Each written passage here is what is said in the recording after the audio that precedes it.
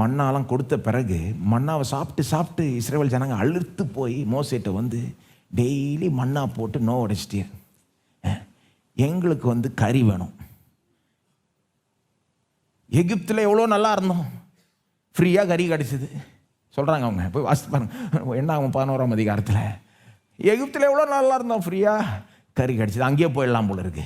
மோசே அவங்க பேசுகிறத கேட்டுட்டு கர்த்தர் முன்னாடி ஆண்டவரே, இவங்களுக்கு போய் என்ன லீடராக ஏன் வச்சீர்? அவர் சொல்கிற வார்த்தைகள் ரொம்ப கடினமாக இருக்காங்க. வாசித்தீங்கன்னா அப்படியே வெறுத்து போய் பேசுகிறார் மோசே கர்த்தர்கிட்ட போய். ஏன் ஆண்டவரே என்னை இவங்களுக்கு போய் லீடராக வச்சிட்டீர்? கர்த்தர் சொல்கிறாரு, நாளைக்கு எல்லாரையும் கூடி வர சொல்லு, நான் ஒரு காரியம் பண்ண போகிறேன். நாளிலிருந்து கறி போட போகிறேன். ஒரு நாள் 2 நாளைக்கு இல்லை, ஒரு மாதத்துக்கு கறி போட போகிறேன். அவங்க சாப்பிட்டு சாப்பிட்டு கறி சாப்பிட்டு அழுத்து போக போகிறாங்க. இப்போ கோமா பேசுகிறாரு. மண்ணா சாப்பிட்டு அழுத்து போனாங்கன்றாங்கல்ல, இப்போ கறி சாப்பிட்டு அழுத்து போகிற அளவுக்கு போடுறேன் பாரு அப்படின்றாரு. மோசே அந்த பேச்சை கேட்டுட்டு மோசே ஒரு கேள்வி கேட்குறாரு. ஆண்டவரே, என்னாம் 11:21 ஆண்டவரே, இவ்வளோ பேருக்கு நீர் கறி போடுறீ, ஒரு மாதம் போடுறீ, அழுத்து போடுற அளவுக்கு போடுறீ அப்படின்னு சொல்லுகிறீரே, எத்தனை பேர் இருக்காங்க தெரியுமில்ல? காலாட்கள், என்னோடு இருக்கிற காலாட்கள் மட்டும் 6 லட்சம் பேர்.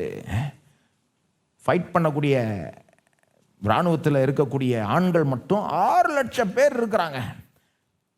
குடும்பம்லாம் சேர்த்தீங்கன்னா எத்தனை லட்சக்கணக்கான பேர் இருப்பாங்க.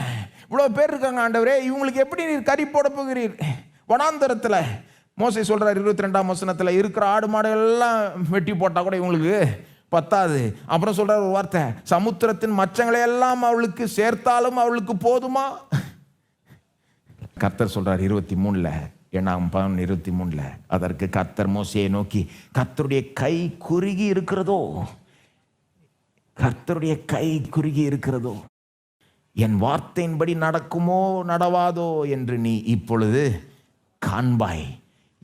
இயேசு மோசே மாதிரி இல்லை.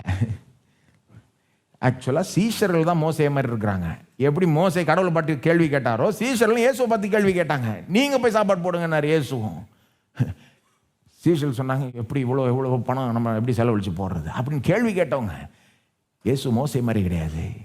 இயேசு எந்த மனுஷன் மாதிரியும் கிடையாது. அவருடைய வல்லமை யாரோடையும் ஒப்பிட முடியாது. யாராவதோட ஒப்பிட முடியும்னா யாரோட ஒப்பிட முடியும்? அந்த பழைய ஏற்பாட்டின் இஸ்ரவேலின் தேவனோட தான் ஒப்பிட முடியும்.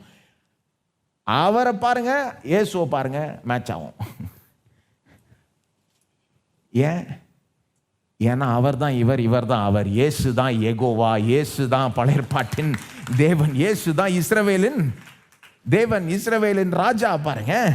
அப்போ இந்த அற்புதத்தை நீங்க தியானிக்கிறப்போ அவருடைய வல்லமை பெருசா தெரியுது. முடியாததை அவர் சாத்தியமாக்குகிறார்.